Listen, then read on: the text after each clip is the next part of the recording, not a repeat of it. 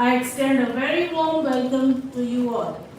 It is my privilege and honor to invite our esteemed dignitaries, the management of the GD Goenka Group, and honored guests for the lamp lighting ceremony. This is a moment to welcome new beginnings and honor the journey of learning.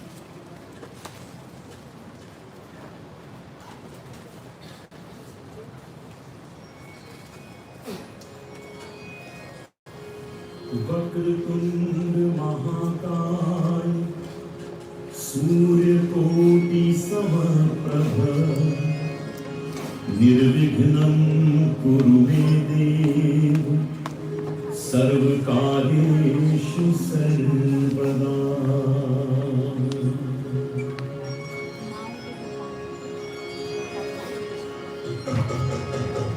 Vakratunda महाकाय सूर्यकोटि समप्रभ निर्विघ्नं कुरु मे देव सर्वकार्येषु सर्वदा।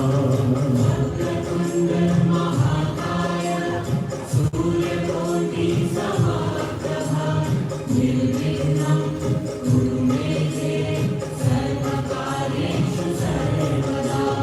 वक्रतुंड महाकाय सूर्यकोटि समप्रभ निर्विघ्नं कुरु मे देव सर्वकार्येषु सर्वदा।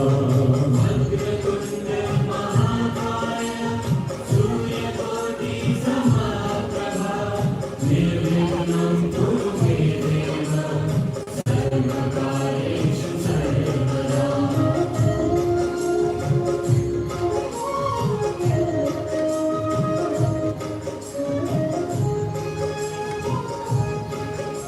Thank you so much.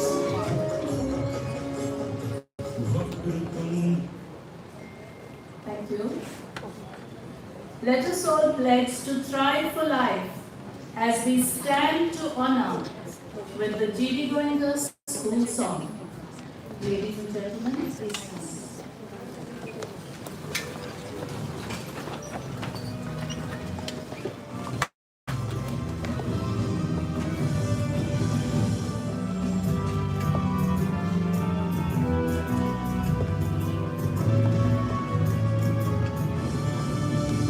Let the journey start with a song to the land which is far away. We'll find the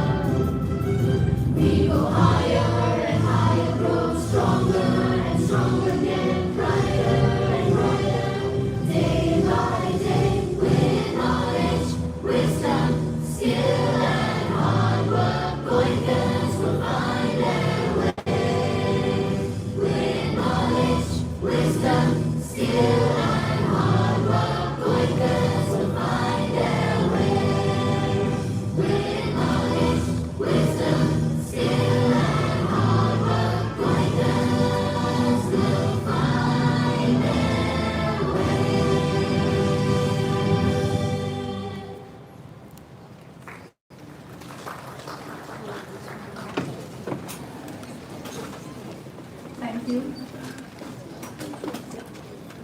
A leader's role is to spur growth in their team and motivate each person to be the best version of themselves as they can be.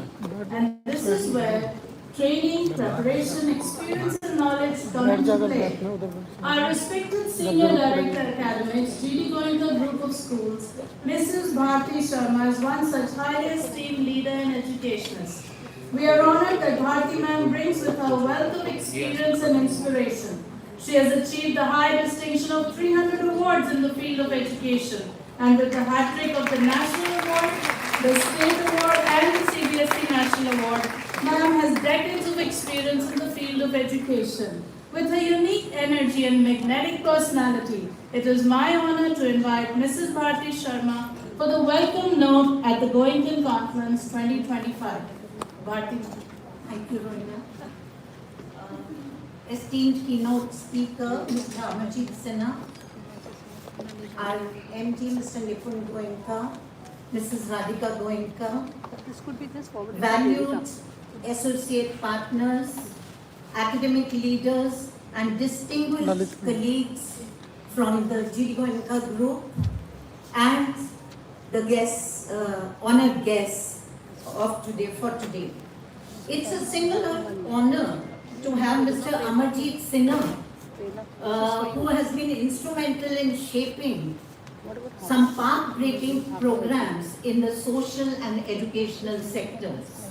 And erudite stalwart, he has authored 8 landmark books and distinguished himself as an educator par excellence for IAS officers, ISB, and more. We welcome you, sir. And every year, when we gather here for the conference, the 9th this year, we are reminded that the school is not defined just by its building, technology, or curriculum, but by the thinking of its leaders.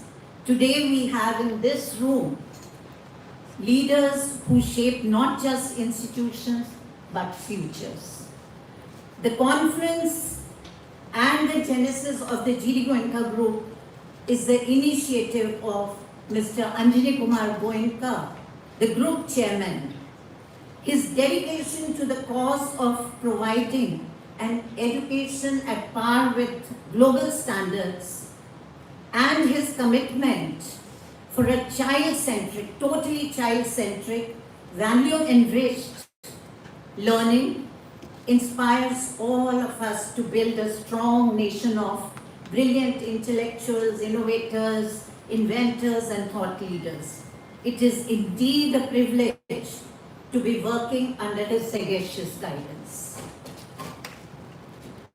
Mrs. Renu Goenka, our vice chairperson, a true leader, leads the schools with sensitivity, wisdom, and she is a great mentor and counselor. She has given the tone and tenor to the schools with the posture for innovations, creativity in the learning programs, creating the nurturing and conducive environment speaks of an idealistic utopian goal. Today we are living at a time when the rules of the world are being rewritten faster than the textbooks. Careers that were non-existent a decade ago are now aspirations. Knowledge is abundant, but dare I say, wisdom rare. And in this context, our responsibility as educators has never been more challenging and exciting at the same time. At GD Goenka Group, we have, as GD Goenka, the whole family, we have always believed that education must constantly be evolving in outlook and yet anchored in values. The legacy for us is not about preserving the past, but earning the future. And that is what this confluence stands for. It is said that if the students are changing faster than the schools, then it is not the students who need discipline, but it's the system that needs to change.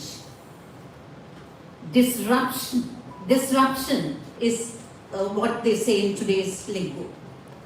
Today's students don't need more information but direction. They don't need to be told what to think but how to think.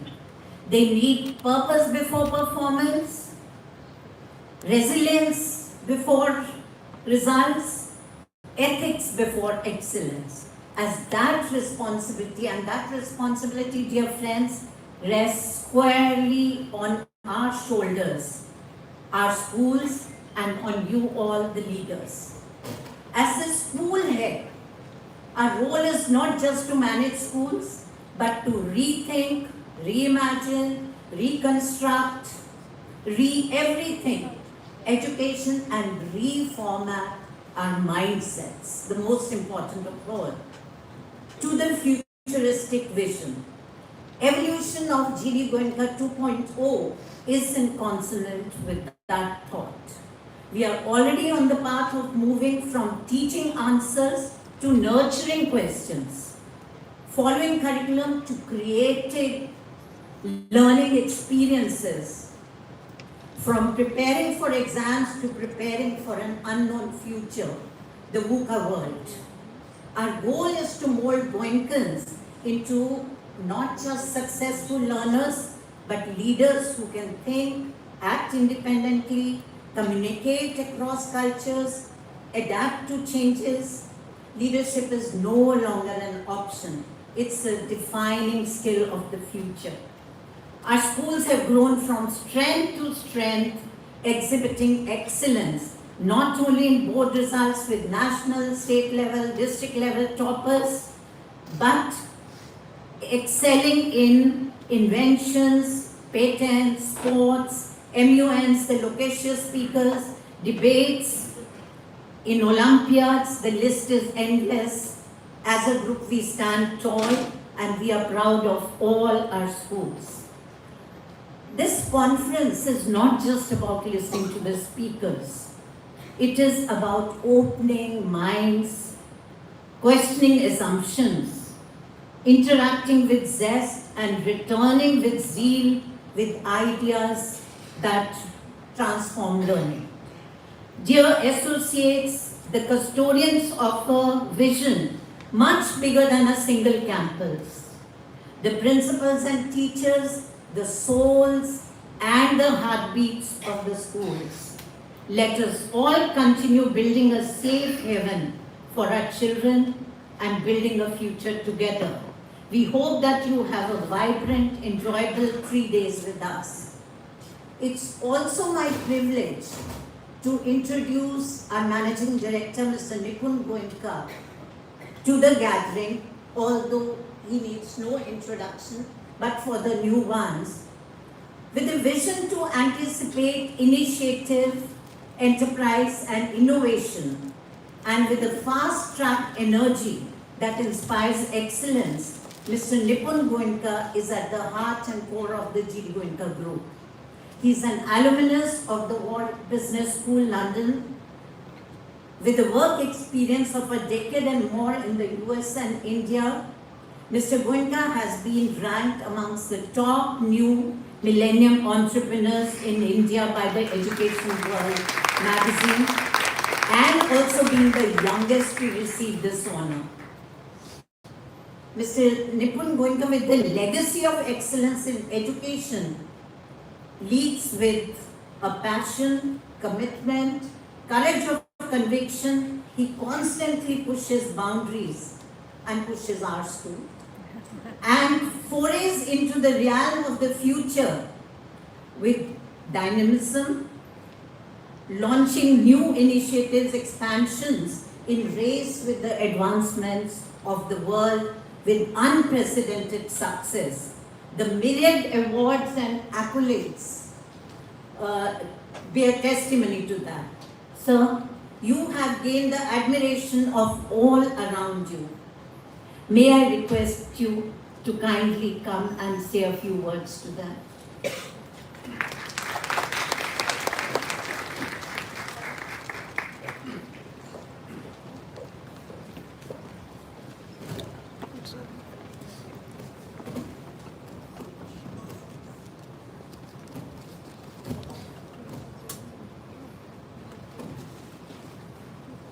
you, Bharti, for your kind words.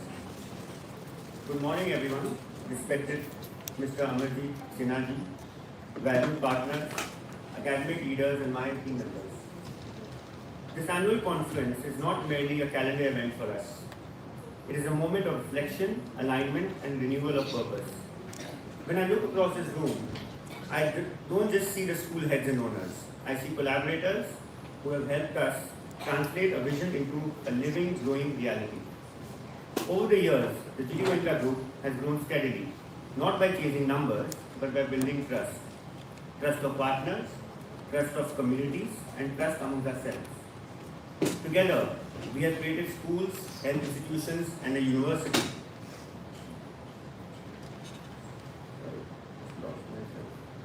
that are known for academic vigor, strong values, and a safe, nurturing environment for children. That is an achievement we should all be proud of. I am very proud to announce that Goenka University is now a NAC A+ accredited university. Also very proud to share that we have got LEED Platinum rating for sustainability. Goenka Group is now a great place to work, showing our commitment towards sustainability and employee satisfaction. But for me, leadership is not about being satisfied with what we have achieved. It is about asking what next. The world our students are stepping into is global, interconnected, and deeply unpredictable. Boundaries of geography, careers, and even classrooms are dissolving. Our vision, therefore, must extend beyond local excellence to global relevance. We want our students to be confident anywhere in the world, grounded in Indian values, yet fluent in global competencies. As a group, we are investing deeply in academic frameworks, leadership development, digital ecosystems, and global collaborations. Let me be very clear, no roadmap, however well designed, succeeds without committed partners. You, for me, therefore, are the co-creators of this journey. Your belief in the brand, your investment in quality, and your willingness to evolve have enabled the group to scale with consistency and credibility. Growth is never easy, and sustaining standards while expanding is even harder. Your effort often goes unseen, but it does not go undervalued. I want to thank you for trusting in our vision, for standing by the group during challenging times, and for continuously striving to raise the bar in your schools. The strength of this network lies in shared purpose, not uniformity. The future belongs to institutions that combine scale with soul, innovation with integrity, and ambition with responsibility. Together, I am confident we can lead that future. Our collective goal is clear: to build schools that don't keep pace with the future but define it, to build schools that parents admire, students thrive in, and the global education community respects. Thank you for your belief, your leadership, and your partnership in this shared journey. Everything I have spoken today ties in with our newly formed identity and values. I only have 3 words to say to you: strive for life.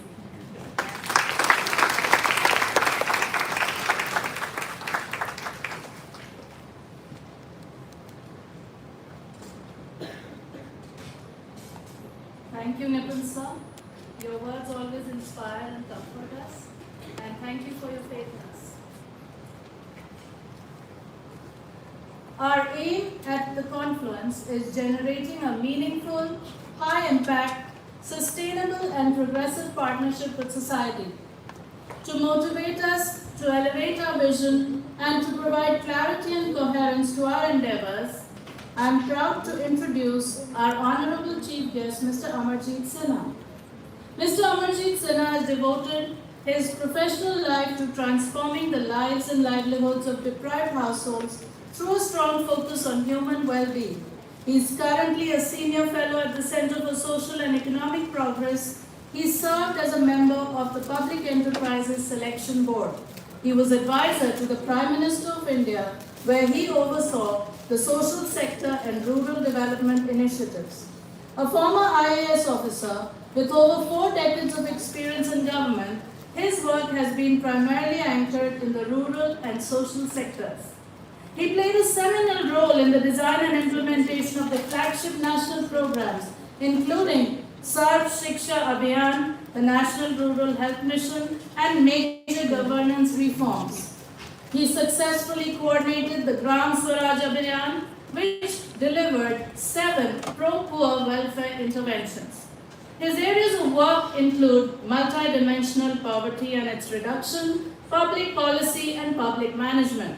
And at CSEP, he leads the public report on secondary education, initiative aimed at improving learning outcomes across India. At the state level, he has served extensively in the education and health sectors, including challenging assignments in the tribal districts of Jharkhand and the Naxalite affected districts of Bihar. For over 30 years, he has been closely associated with capacity building, training IAS officer trainees, and teaching at leading institutions. We look forward to some meaningful insights from Sir, as he is a source of inspiration and motivation to all for his selfless service and evolved vision for the nation. We welcome you, sir, and it is our privilege to call you on stage. And please accept a warm token of our love and appreciation for your time. And Lisa.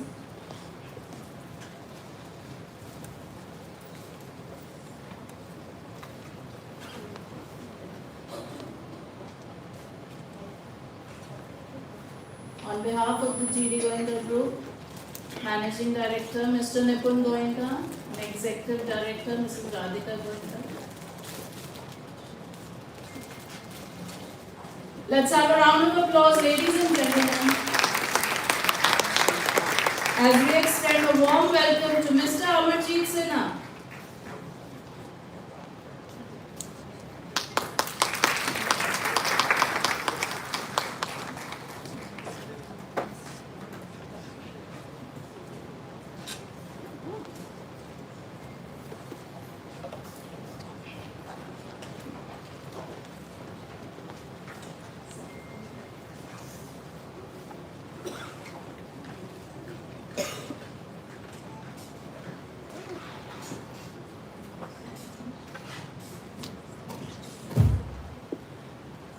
A very good morning to all of you. Good morning.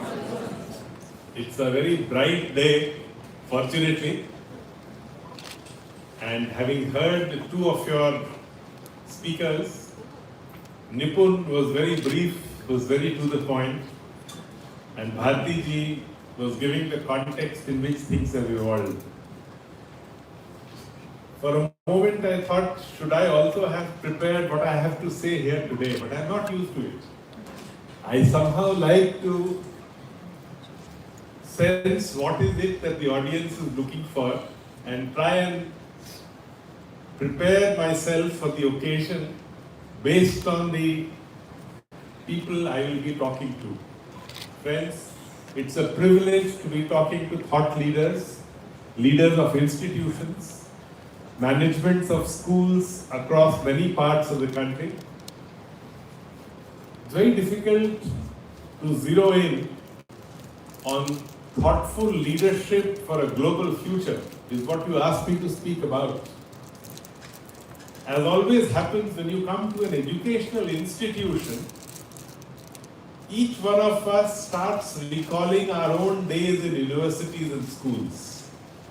And when I do that, one of the finest educators that I've come across in my life, very interestingly, the acronym for his name was GEM, G-E-M.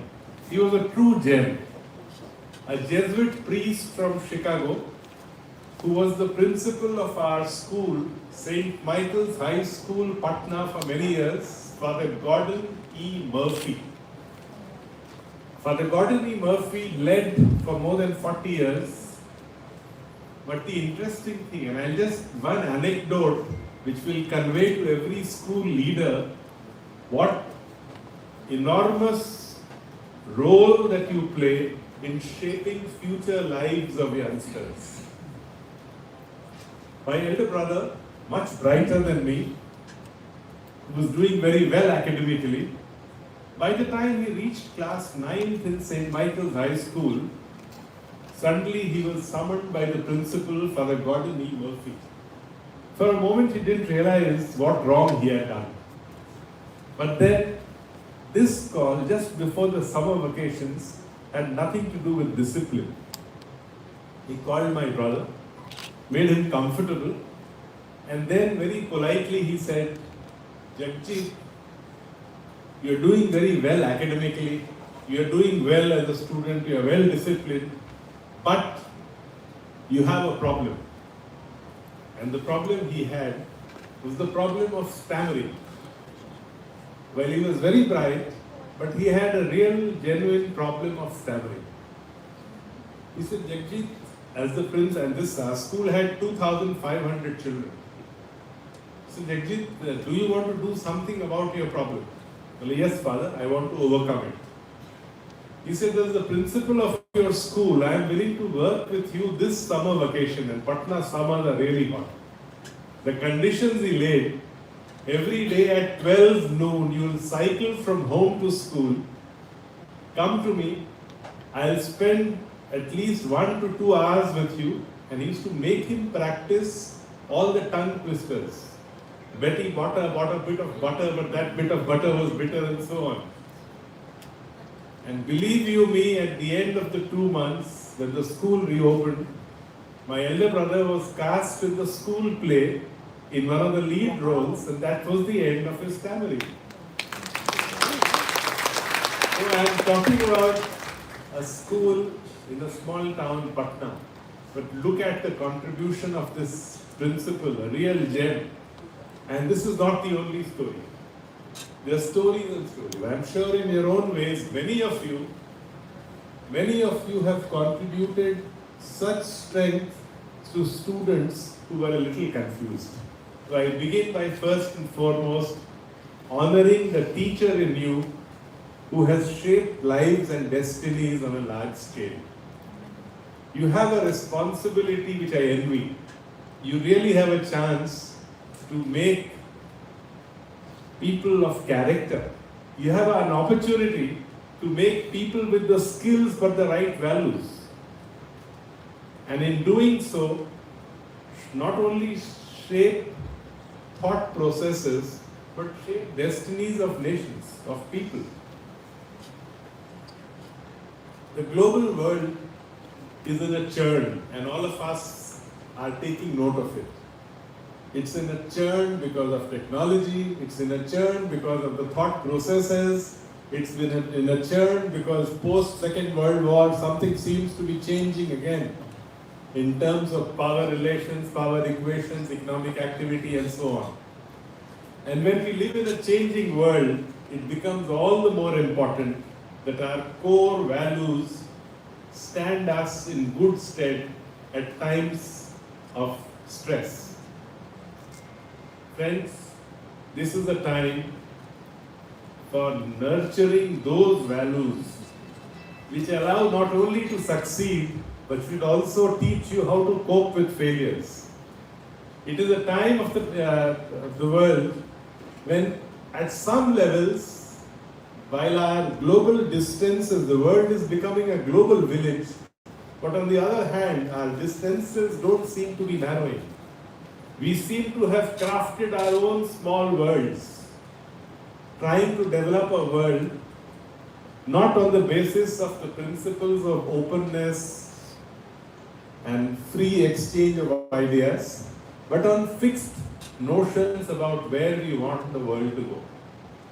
At a time like this, it is universal humanist principles that provide thoughtful leadership for a global future.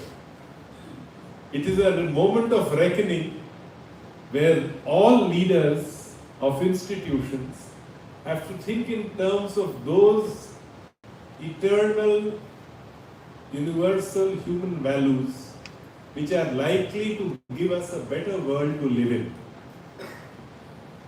And in that context, I must say, there are lessons in very small incidents that you go through in your lives. Like many of you sitting here, I too had the privilege of, as I said, a good school, St. Michael's, Patna, and thereafter St. Stephen's College, Delhi. But a thought which always used to come to my mind, if education is what makes the difference, why don't we provide quality education to every child? That is the finest contribution to an inclusive nation. That when you create an opportunity for each and every child of this country to have good education, to be able to develop their skill sets, their human capabilities to the best of their abilities. And that's a challenge which a democratic nation has to continually process and chase. The challenges are that oftentimes the results in education don't show in 6 months, not even a year. Many a time it takes decades to just see the impact of what is happening. I am sure when G.D. Goenka started with the Vasant Kunj school, it took you a few years and a few alumni before you could hold your head high and say that we have created an institution of class. While democracy has everything to commend it, but one challenge we have in democratic politics is that oftentimes the time it takes for quality education to become an issue, many political parties are happier providing a lot of other support to households which are more immediate. A cash transfer to a household, some other benefit to some other household, rather than investing where we need to do on a very large scale. Friends, we all realize that in many ways this is turning to be an India century. In many ways, our youth bulge and our likely demographic dividend is going to take us to a higher orbit. In many ways, our vision of becoming a developed India with a $13,000 per capita income, we need to pursue it, but are we on the right track? Where are we failing? Thought leadership for a global future is about recognizing the evidence and making corrections which help us to pursue this pathway more effectively. In India today, and since I am now engaged in a study or a public report on secondary education, where what we are doing is to look at the 14 to 21 age group youths to see what their human capital aspirations are and to see what is it that the system is offering them. Friends, we just completed our study of the National Capital Region of Delhi. While there are many across the system, government, private, everywhere, trying their level best, good teachers, good headmasters, principals. But when I look at the overall scenario, clearly many gaps appear. Clearly many governance and financing challenges show up. Clearly many household level issues get flagged.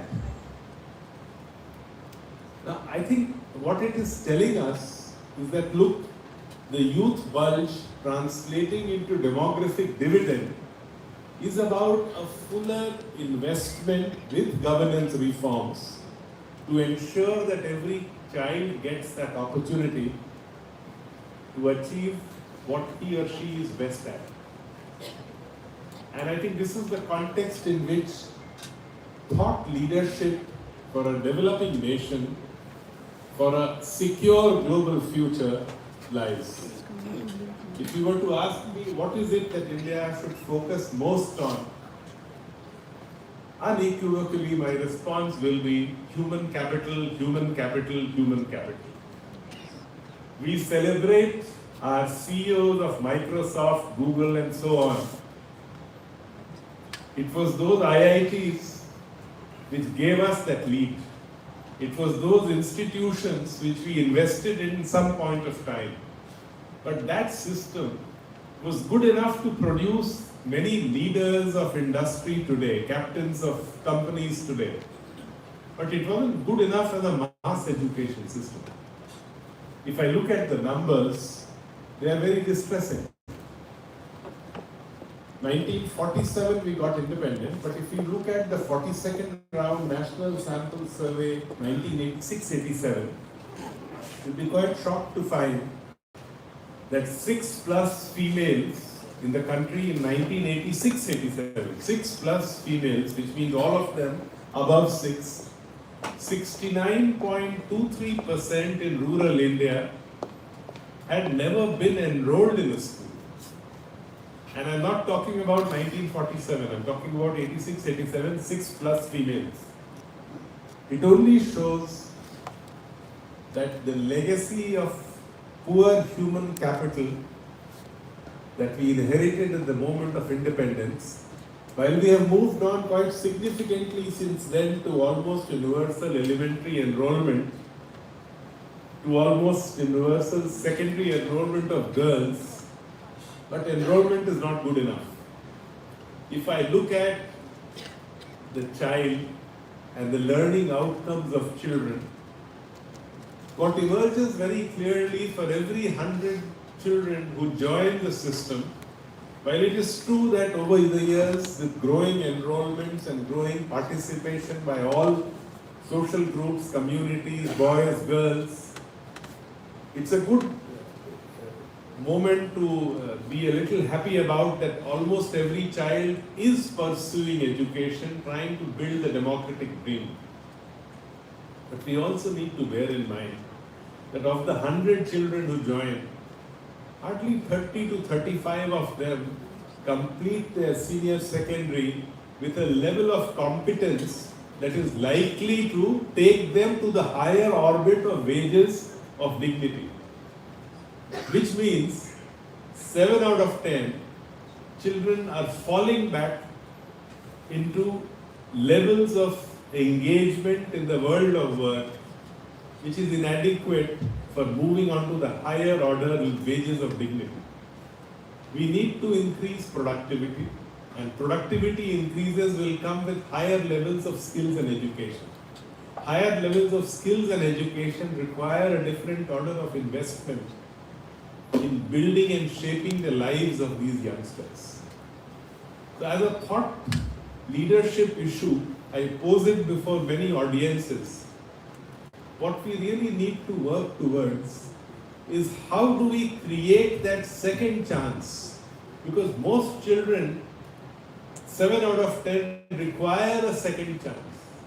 Can we create an institution at the level of a secondary or a senior secondary school where to any youth in the neighborhood, we can provide this opportunity to link that youth to whichever apprenticeship he or she desires, to whichever skill program he or she wishes to go to whichever university he needs to connect to, unless and until we create a solid second chance again, I'm afraid some of the youth bulge may not translate into the demographic dividend that we are looking for. And clearly, that's a challenge we all need to take very seriously, whether public or private. The other issue, and especially for thought leadership, it is very important that the pursuit of universal human values need to be re-emphasized. I was so happy to hear the thought leaders in whose name your school houses have been constituted. You talked about Dr. Radhakrishnan, you talked about Vivekananda, you talked about Rabindranath Tagore. What was very unique about them? The most unique thing about them, that they were all ascribing to a universal set of human values. Mother Teresa. All of them were always pursuing universal human values. I commend the G.D. Goenka school for having identified your house leaders correctly. And it's important, especially when we talk about education. Rabindranath Tagore, many of you would know, if he was not known for the literature that he was, he would have been known as an educationist. One of the finest collection of essays that he has written is on education called Shiksha. You know, out of sheer curiosity, Rabindranath Tagore travelled to Russia to see what was happening there in the education sphere. In the context of what he saw and in the context of what efforts were being made, he came back and wrote a note on what India needed to pursue in terms of opportunities for learning for every child. In the context of his visit and exposure to Russia, one of the questions that was posed by one from the audience, and Rabindranath Tagore raised this in his journeys across Russia, and that question was, why does Tsar Nicholas not spend on education? And Rabindranath Tagore quotes the reply there, says, education, my friend, is a matter of enlightenment, and no monarch in his senses would like to do that. Now, this was said about a monarchic times. We are a democratic system. And as a democracy, thought processes need to move. Liberal thought processes which respect universal human values. Clearly, the world needs it more than ever before. And the more we pursue those human values, the likely that we will be on the right track. Swami Vivekananda, whose thought processes, in fact, when you work in governments, many a time, it takes a little while to develop an idea and to take it through the system. One of the things I used to carry in my wallet was quotations of Swami Vivekananda called Agni Mantra. And one of his Agni Mantra gave me a lot of quiet and solitude each time that when I encountered a problem in pursuing some of the change that I was trying. It said, हर अच्छे काम में विघ्न तो होगा ही. For anything good that you want to do, there will be obstructions. And that one line used to give me a sense of comfort that if there is a problem, good that we are resolving it now rather than facing it later. So on account of the reading of a lot of the people after whom you named your houses, Mother Teresa's work, Swami Vivekananda's writings, Tagore's writings, Dr. Radhakrishnan's writings, you developed a certain thought process, and that thought process always taught you to be open to new ideas, always taught you about global values and systems. Learn from the best in the world. The clear message from all of them was always learn from the best in the world. When you pursue that, I'll illustrate this through very small life examples. Might appear very small, but they are very critical. God has been very kind. I was fortunate to serve in government for almost 40 years and now work with a think tank. But in the long innings in government, I decided for myself that I always do what the evidence says and what my heart says, and nothing else. It's not been easy all the time, but nonetheless, it is far more satisfying. Rather than asking the question, ये कैसे होगा, to look for a way, ये होगा कैसे? How will this happen? And when you try to think in those terms, on a lot of processes, I realized the virtues of being an administrator and an academic both at the same time. I was very fortunate that very early in my life, academics did attract me, and even after getting into the civil services, besides teaching regularly at the Lal Bahadur Shastri Academy, I had many opportunities to dabble in academic work and research. And one of the first ones that I took up, which the Nobel laureate Amarjeet released, as a group of 8 of us, we published something called a public report on basic education in 1999, probe report, which the Oxford University Press had brought out. In that probe report, we were saying something very simple. We were saying that Everyone's talking about children not coming to school, but where are the teachers in the schools? We had looked at Bihar, Madhya Pradesh, Uttar Pradesh, Rajasthan, and as a positive state, we had looked at Himachal Pradesh, where the schooling revolution had already happened by then. So what academics did, it taught me how to question the evidence, because in governments, we start getting into our own comfort zones, not open to criticism or learning from evidence which is there in the field. Thought leadership for a global future must always welcome evidence, even if it is not flattering. Very clearly, across the world,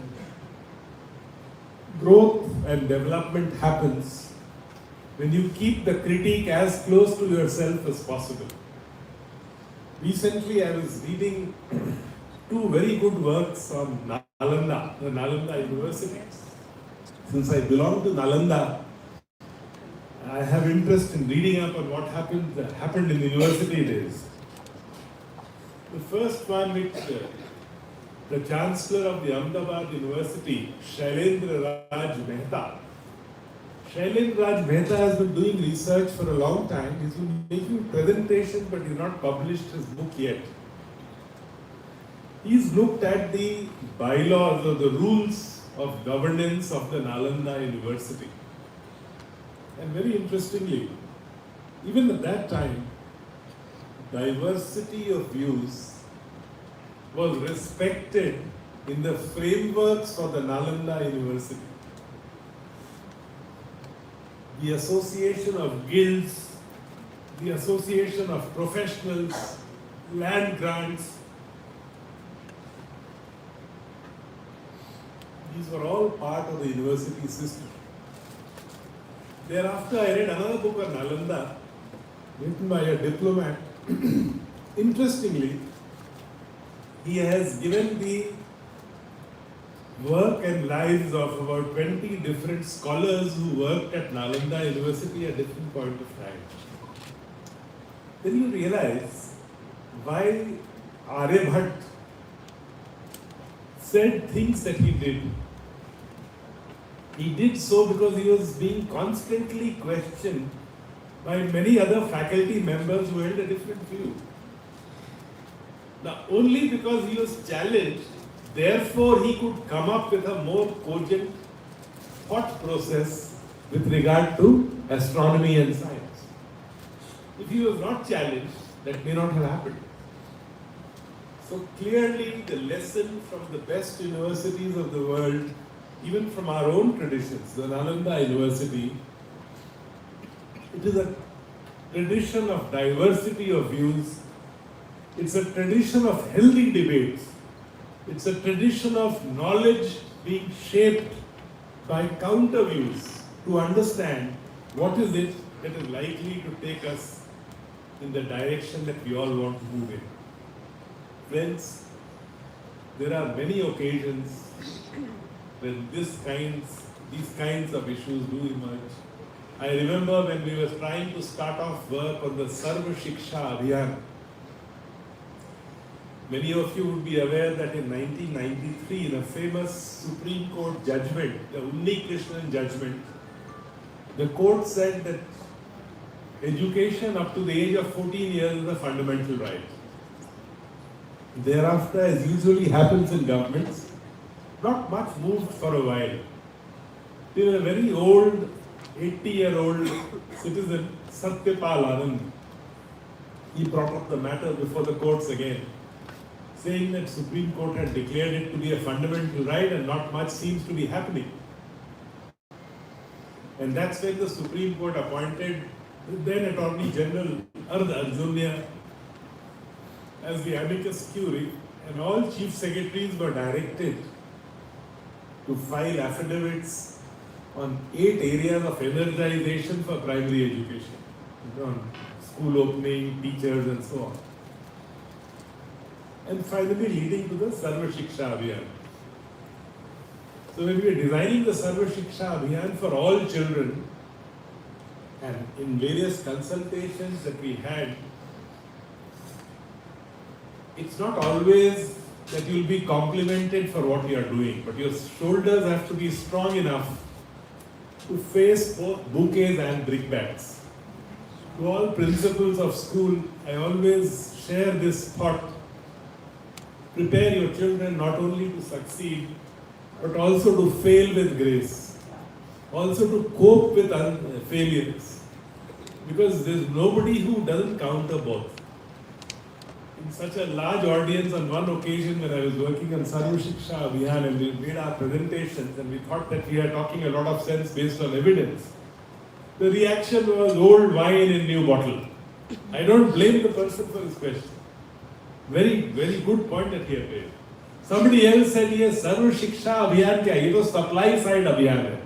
teacher नहीं है तो teacher लगा दो, school building नहीं है तो building बना दो, क्लासरूम बना दो. Very valid criticism. I think it's important. And again, this is the tragedy of being in Delhi in this season. You can't even speak properly for a while.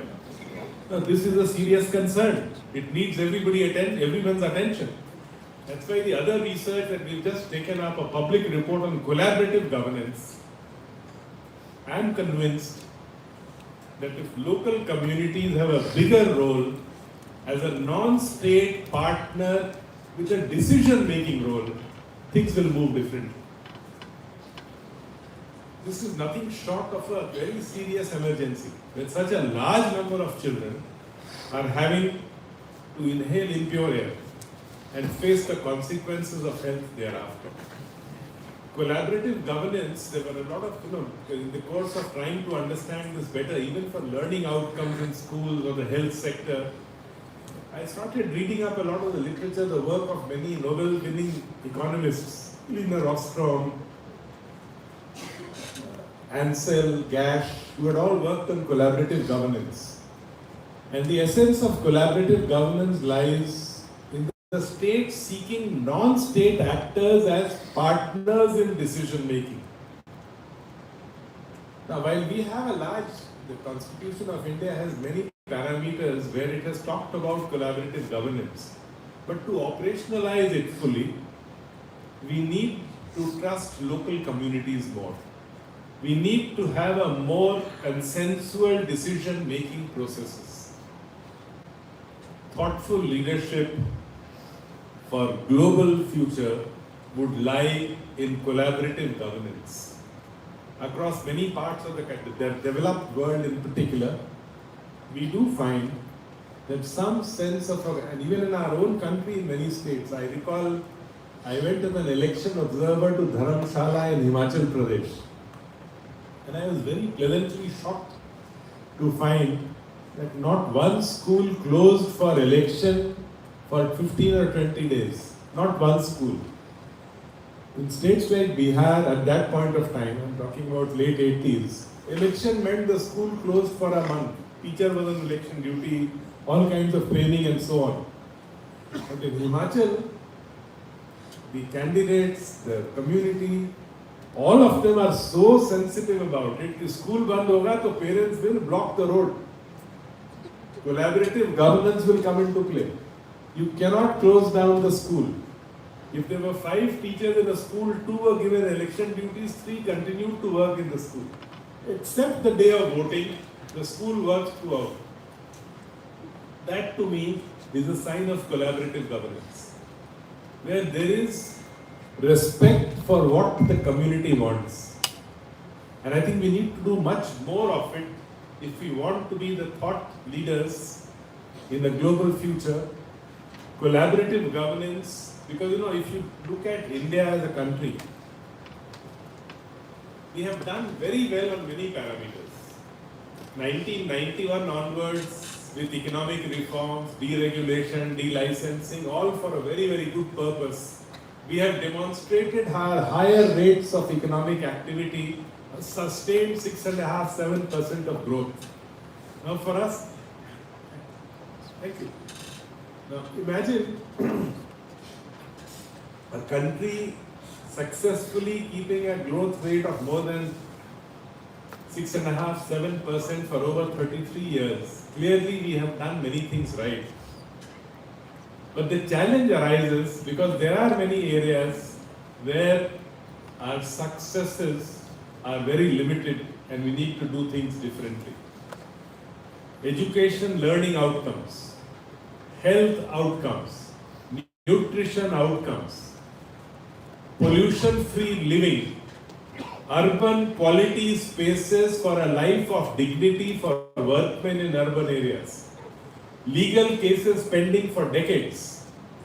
If I were to identify these 6 or 7 areas where India will need to do a lot more work to become the Viksit Bharat that we are dreaming of. And these areas, all of them require collaborative governance. A model of governance where local communities have a stake, have a decision-making role, have untied financial resources, where decentralization is respected. If I look at the Indian states, the Reserve Bank of India in 2023 carried out a very interesting study. It looked at devolution of powers in different states of India and the performance on health, sanitation and other indicators. What comes out, states which decentralize are also the states where the performance on health and sanitation indicators are much better. They are also the states with higher per capita incomes. They are also the states where consumption expenditure per capita is higher. Clearly bringing out the fact that the same Tamil Nadu, Kerala, Himachal, Goa figure at the top. It brings out the fact, the importance of human capital is what makes or mars situations. If you look at private investments, again, why should private sector make investments in an area where it doesn't even get the bare minimum human capital? I want to set up an automobile or a telecom unit, I'll go to Tamil Nadu because I get trained workforce there very easily. So, human capital is not only a determinant of better social indicators, even private sector investments are today conditioned for the kind of human capital that geographies offer. That being the case, the most important lesson for all of us for the future is human capital, human capital, human capital.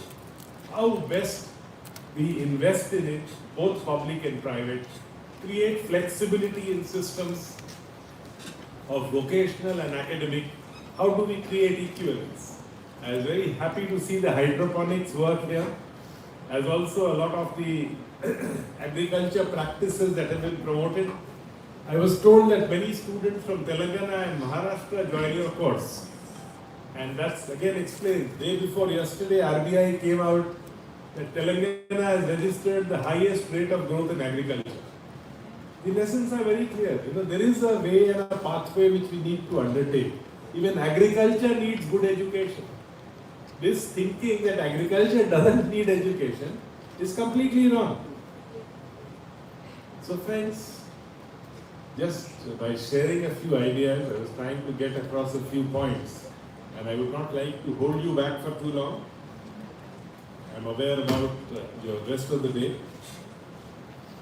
But I must say, as leaders, among other qualities, and this in particular, because we all must realize that there are a lot of children in much worse situations than those who come to your schools. You're doing a great service. But among other values that you consciously inculcate in the students, empathy must be one of them. I am sure you're already doing it. Empathy makes a lot of difference. And I can tell you from personal examples, the kind of joys that empathy gives you, no wealth can ever give you. No wealth can ever give you. Just 15 days ago, there's this lady who works in our flat in Noida, comes to do the sweeping and all, and suddenly she said one day, my husband needs a surgery, he's got gallstones and he needs a surgery and we have no money. We were trying our best to see whether she had coverage under insurance, whether we could do something about that. Finally, thanks to the teaching at the Masuri Academy, I realized that the health secretary in Uttar Pradesh was one of my probationers. I rang him up. Look, here is a case of a very poor person who cannot afford surgery. I am willing to help out, but he doesn't have an insurance. But beyond a point, it will get very difficult. He said, no, we will get it done at the district hospital. I am talking about just small little request, first time in my life I made to anybody. He has ensured that that patient is operated in a district hospital and no expenditure from the pocket. So each time that lady and her husband, when they look at me, literally I tell you, I feel blessed. I have done nothing. I only communicated that message of urgency. This is what empathy is about. Right in the beginning of my career, I was working in the tribal forest areas of Sinha in Jharkhand district. In Jharkhand district, wells are not successful in irrigation and nobody ties up their animals after Makar Sankranti. That's a tradition. So nobody could grow the second crop. There was a government program for doing irrigation wells. Wherever I went, they said, नहीं यहाँ कुआं नहीं चलता है, पानी बहुत नीचे है. But the message was no rural employment guarantee program. You have to do wells. I said, but कोई कुआं बनाना नहीं चाहता है. When I asked them, they said, look, let us capture the rainwater. Now, in the tribal pocket of Kolhan, even a poor person has 1.5 to 2 acres of land. Because tribal land cannot be alienated. They said, हमारे लिए छोटा तालाब बनाना है, farm pond is what we need. With great difficulty, I could convince the leadership teams in NABARD and other places, because at that time it used to be partly loan and partly money from government. When we started work on the water harvesting structures as demanded by the local communities, very soon thousands of those water harvesting structures came up. And today one of those areas near Jamshedpur, the Patanda block, is a vegetable capital of that area. Vegetables to Calcutta also go from there. The lesson, small little thing like a water harvesting structure which was a demand of local communities, and we were able to do it. I will never forget the first fish which I got to eat at my house by an excited local tribal farmer कि हमारे तालाब का मछली है इसको खा के देखते. Nothing was tastier than that. So all I am trying to say is empathy becomes very important given the fact that in India we live at many layers and platforms. There is nothing wrong being wealthy. There is nothing wrong in being well-to-do. Everybody aspires to be well-to-do. But how you handle wealth with grace is equally important.